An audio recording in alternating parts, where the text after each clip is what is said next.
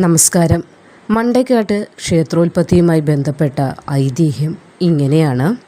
പനന്തേങ്ങ പരസ്പരം എറിഞ്ഞു കളിക്കുന്ന ഒരു കളിയാണ് കട്ടയടി.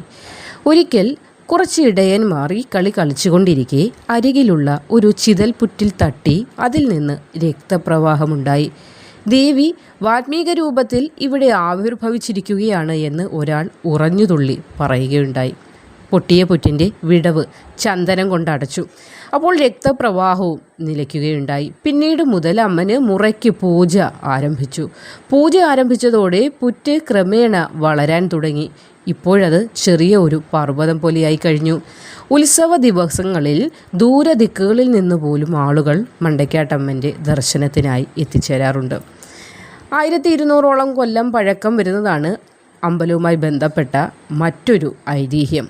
മഹാവിഷ്ണുവിൻ്റെ അനുചരന്മാരിൽ ഒരാൾ മണ്ടയ്ക്കാട്ടേക്ക് എത്തുകയുണ്ടായി. അദ്ദേഹം അന്ന് പൂജ ചെയ്യാൻ തിരഞ്ഞെടുത്ത സ്ഥലത്താണത്രേ ശക്തിയുടെ അമ്പലം പണി കഴിപ്പിച്ചത്.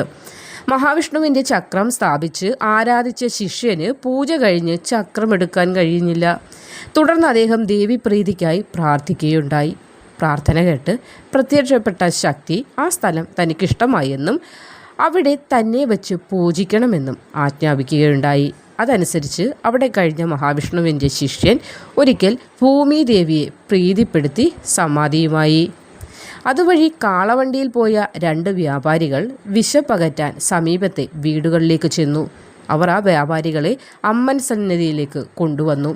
അപ്പോൾ കുളിച്ച് ശുദ്ധിയോടെ വന്നാൽ ആഹാരം ലഭിക്കുമെന്ന അശരീരിയാണ് അവർ കേട്ടത്. അതനുസരിച്ച് തിരിച്ചെത്തിയ വ്യാപാരികൾ 2 വാഴയിലയിൽ ഭക്ഷണം കിട്ടിയവർക്ക്. ആഹാരശേഷം ഉറങ്ങിയ അവർക്ക് തിരിച്ചു പോകുന്നതിന് മുൻപ് ദേവി ദർശനവും നൽകുകയുണ്ടായി.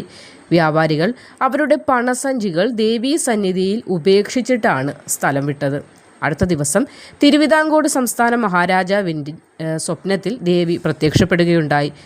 ഇക്കാര്യങ്ങളൊക്കെയും ദേവി അദ്ദേഹത്തിൻ്റെ സ്വപ്നത്തിൽ വിശദമാക്കി. ആ സ്ഥലത്ത് തനിക്കായി ഒരു അമ്പലം പണിയാൻ ആവശ്യപ്പെടുകയും ചെയ്തു. അങ്ങനെ രാജാവ് ദേവി കൽപ്പന പ്രകാരം നിർമ്മിച്ചതാണ് മണ്ടയ്ക്കാട്ട് ക്ഷേത്രമെന്നതാണ് ഐതിഹ്യം.